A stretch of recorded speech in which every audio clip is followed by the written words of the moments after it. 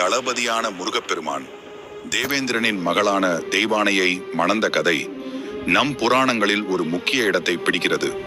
இந்த திருமணம் வெறும் ஒரு கொண்டாட்டம் மட்டுமல்ல, அசுரர்களை அழித்து தர்மத்தை நிலைநாட்டியதன் அடையாளமும் கூட. நமது சேனலுக்கு முதல் முறை வருகிறீர்கள் என்றால் காணொளியை பார்த்துவிட்டு பிடித்திருந்தால் சப்ஸ்கிரைப் செய்யுங்கள். முருகப்பெருமான் வளர்ந்து தேவர்களின் படைத்தலைவனாகி சூரபத்மனுடன் ஒரு பெரும் போரை தொடங்கினார். இந்த போர் பல நாட்கள் நீடித்தது. இறுதியில் முருகன் தனது வேலாயுதத்தால் சூரபத்மனை வதம் செய்து அவனை மயிலாகவும் சேவலாகவும் மாற்றி தனது வாகனமாகவும் கொடியாகவும் ஆக்கிக் கொண்டார். இதனால் தேவர்கள் அனைவரும் பெரும் மகிழ்ச்சி அடைந்தனர். சூரபத்மன் அழிந்த பிறகு தேவர்களின் வேண்டுகோளையும் இந்திரனின் நன்றி கடனையும் ஏற்று முருகப்பெருமான் தெய்வானையை மணக்க ஒப்புக்கொண்டார்.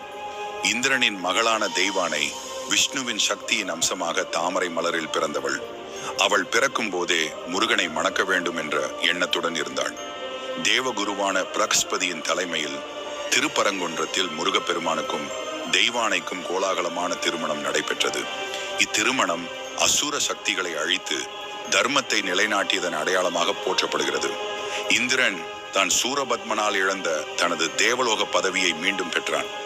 இந்த திருமணம் தர்மத்தை நிலைநாட்டுவதற்கும் தேவர்களின் துயரங்களை தீர்ப்பதற்கும் நடந்த ஒரு முக்கியமான நிகழ்வாக புராணங்களில் கூறப்படுகிறது.